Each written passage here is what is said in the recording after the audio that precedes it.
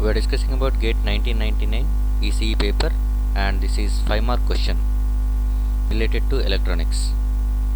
Look at the circuit diagram, which is a CMOS inverter. The input Vi makes a transition from VOL to VOH. VOL is 0 volts, VOH is 5 volts. It doesn't mean that one VO implies nothing but output. Just simply it is low voltage level, high voltage level representations. Remember that one. VOL is nothing but low voltage representation, which is 0 volts. VOH high voltage representation 5 volts.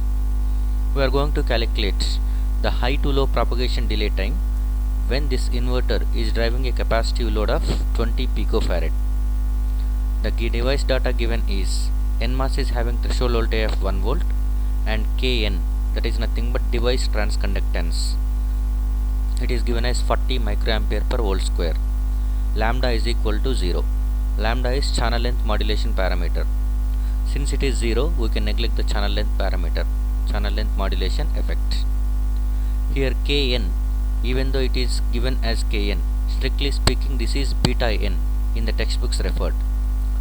Beta n is nothing but Kn into W by L. Kn is nothing but mu n into COX. So don't worry about that notation. Kn is nothing but actually it is beta n, device transconductance, whereas Kn implies nothing but generally speaking it as process transconductance. Okay.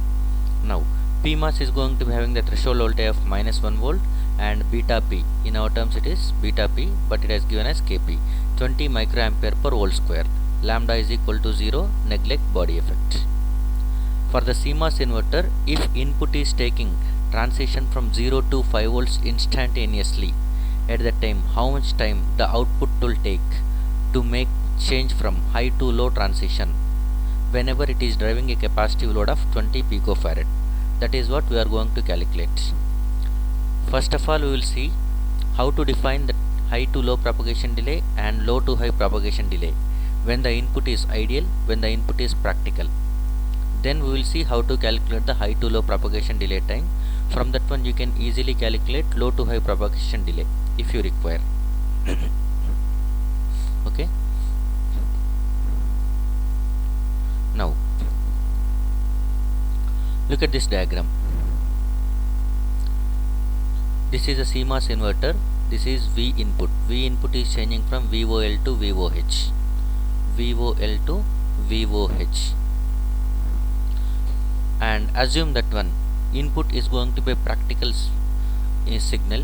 Whenever input is practical signal, that is the input also takes to change from VOL to VOH, it takes certain amount of time, as well as whenever it is changing from VOH to VOL also it takes some certain amount of time. So we can get the differences between this is ideal pulse, which is going to be having a vertical line, and this is slanted line is nothing but that is practical input signal. So practical input will take some amount of time, some finite amount of time whenever it is changing from low to high or high to low. And whenever you are applying a practical input signal for a CMOS inverter, output definitely takes some time to change to get the inversion of the values given it. So whenever it is low to high, output will change from high to low. So high to low, to take it is high to low, it takes some amount of time. And again, whenever the input is changing from high to low, at that time output will change from low to high. This is so definitely the output will take some amount of time. That amount of time we are going to be indicating it as tau PHL, tau PLH. Look at this one, tau PHL, how it was defined. This is starting point of tau PHL and it is ending point of tau PHL. This tau PHL, tau PLH are going to be based on the output only. It doesn't depend on the input. Okay. So most of the times we assume that when input is ideal, at that time output doesn't depend on the input. So the notation is only depends on output only. Tau PHL, the meaning is nothing but the output propagation delay time whenever it is changing from high to low. Tau PLH is the propagation delay time whenever it is changing from low to high. So both are related to output only. So but if the input is practical, at that time the definition of tau PHL is going to be like this. How much time does it require to change from VOL to VOH for input? That is indicated as V50%. And whenever you apply this one, at that time output has to change from high to low. By that time, how much time does it takes to reach 50%? So the difference between input 50% and output 50% is going to be called as tau PHL. Tau PHL is nothing but input 50% point, that is V 50%, towards output 50% point, that is V 50%. So this time difference is called as tau PHL. So by definition we can write tau PHL is the time delay between the 50% transition of rising input voltage and 50% transition of falling output voltage. Because it is inverter, if input rises, output falls. Okay, and vice versa. At the same time, we can define tau PLH. Okay, tau PLH is defined as opposite of that one. Tau PLH is defined as time delay between V50% transition of falling input voltage and V50% transition of rising output voltage. So these are the points: V50% of falling input voltage and V50% of rising output voltage. The difference is going to be called as tau PLH.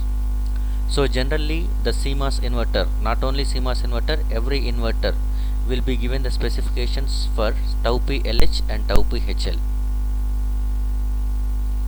And once we know tau PHL and tau PLH, we can calculate the propagation delay time for that one. Before going for the actual definition, we will see if the input is ideal, at that time how it will be defined. So if the input voltage is ideal, at that time there is no 50%, because the transition at the input side from low to high as well as high to low is abrupt, that is instantaneously it will change the value, so that there is no time it is taking. So V50% is nothing but 0 time. So by that time it is going to be tau PHL is defined as with respect to output only, because input is ideal. By that time, how much time it takes for the output to change from high level to 50% of low level, that is VOH to V50%. Similarly, tau PLH is nothing but only with respect to outputs from low level to, that is VOL2. Okay, 50% of entire time. Now we can define like this: if the input waveform is ideal, tau PHL becomes the time required for the output voltage to fall from VOH to V50% level. Tau PLH becomes the time required for the output voltage to rise from VOL to V50%. So depending on the input, we can define like this. Once we have defined tau PLH and tau PHL, at that time the average propagation delay is going to be the average time required for the input signal to propagate through the inverter.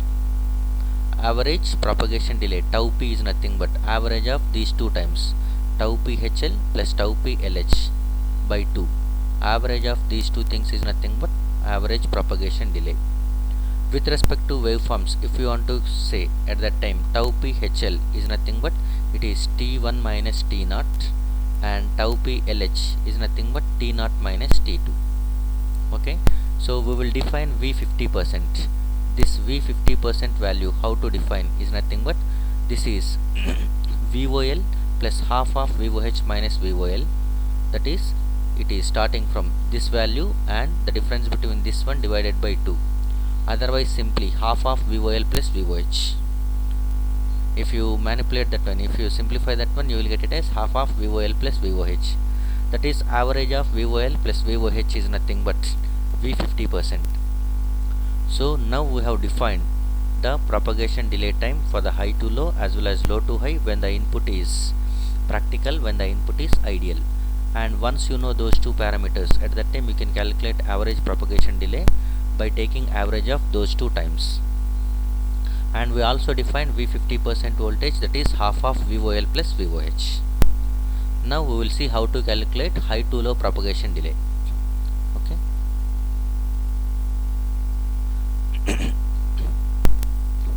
The simplest approach for calculating propagation delay times, may it be tau PHL or tau PLH, is based on estimating the average capacitance current during the charge down and charge up respectively.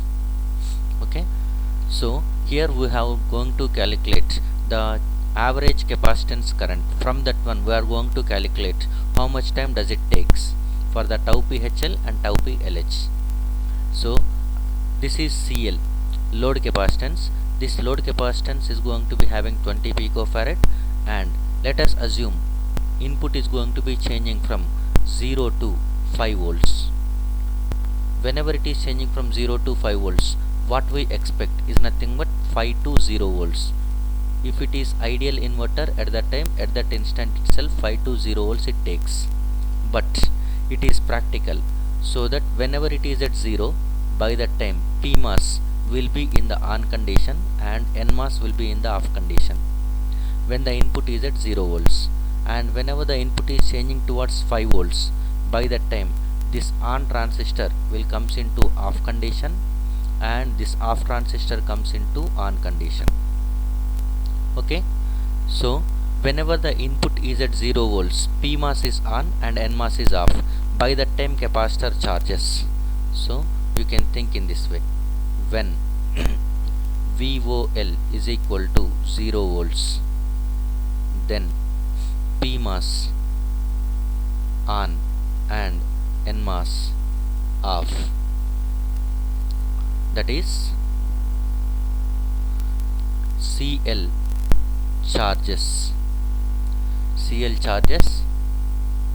through PMOS transistor when VOL is equal to high.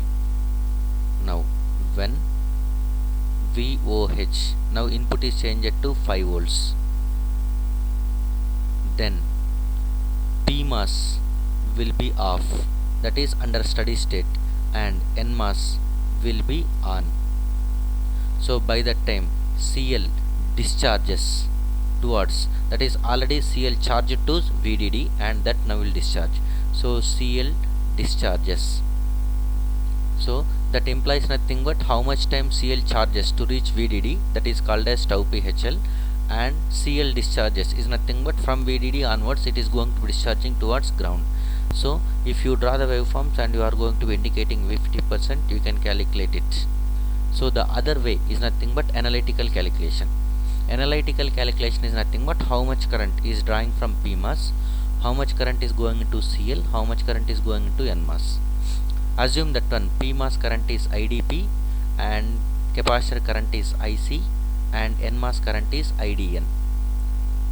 So from this one we can write IC is equal to IC, that is capacitor current is nothing but IDP minus IDN. The difference in PMOS and NMOS currents is nothing but capacitor current. So this is what already we have written. IC is equal to IDP into IDP minus IDN. IC is nothing but capacitance current. Current is nothing but C into dV by dt. Okay. C is nothing but load capacitance C load into output is nothing but V0 dV out by dt. This is the equation we are going to use. Okay. By using this equation we are going to calculate tau P HL. So calculation of tau P HL. Consider the rising input case for a CMOS inverter. Okay. Rising input case. Rising input case is nothing but 0 to 1 change at the input side. So this is what 0 to 1 input change. This is 0 to 1. That is nothing but VOL to VOH change. Whenever it is changing in this way, at that time initially the output voltage is assumed to be equal to VOH. Okay. Later on, when the input voltage switches from VOL to VOH, NMOS transistor is turned on and it starts to discharge the load capacitance. At the same time PMOS transistor will be switched off. So we will assume that one NMOS is in the on condition and PMOS will be in the off condition. So in that current equation IDP will be become 0. So this is what the current equation: C load into dV0 by dt is equal to IDP minus IDN. IDP is equal to 0. You can write it as minus IDN is equal to C load into d out by dt. Okay. V out is nothing but the change in voltage. dV out by dt is nothing but change in voltage. Change in voltage, how do we define? Is nothing but this is tau P HL. Tau P HL is nothing but change in voltage VOH to V50%.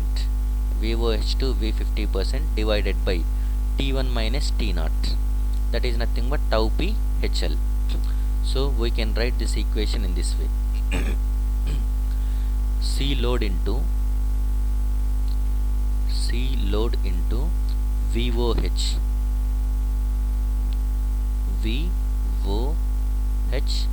minus V50% divided by T1 minus T0 dt is nothing but, whenever you are writing in this way, this is you are writing it as T0 minus T1. Here we are going with, this is a 0.2, let us assume this is 0.2 and it is 0.1. So that T0 minus T1, that is nothing but minus tau minus Tp HL is equal to minus IDN. IDN is nothing but drain current flowing through NMOS transistor.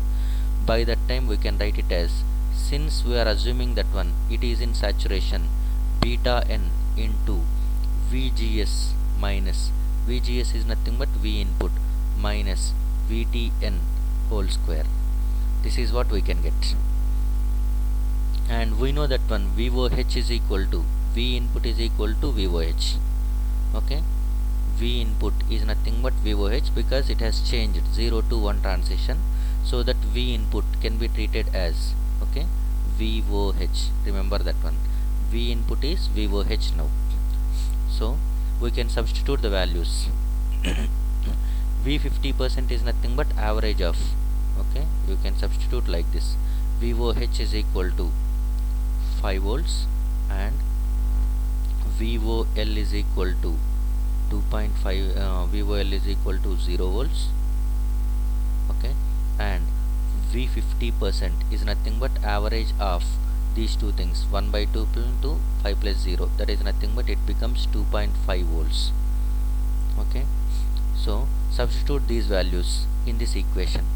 So CL is nothing but 20 picofarad multiplied by VOH is 5 minus 2.5 divided by minus tau p HL is equal to minus beta n. Beta is going to be given as 40. Okay, here beta by 2 into VGS minus VT whole square, that is the equation for the NMOS transistor in saturation. So minus 40 microampere per volt square divided by 2 into VOH is nothing but 5 minus VTN is 1 whole square. So after simplifying this one, you can get tau p HL is equal to 50 picofarad by 320 microamperes, which is nothing but 0.156 microseconds. So the tau p HL, TPHL or tau p HL is equal to 0.156 microseconds. This is the right answer. So you no need to go for entire things, just if you are able to remember this equation, C out into dV out by dt is equal to IDP minus IDN. Depending on whether you are going to calculate high to low or low to high, it will change the equations. Based on that one you are substituting the values. So the right answer for this one is 0.156 microseconds. Thank you.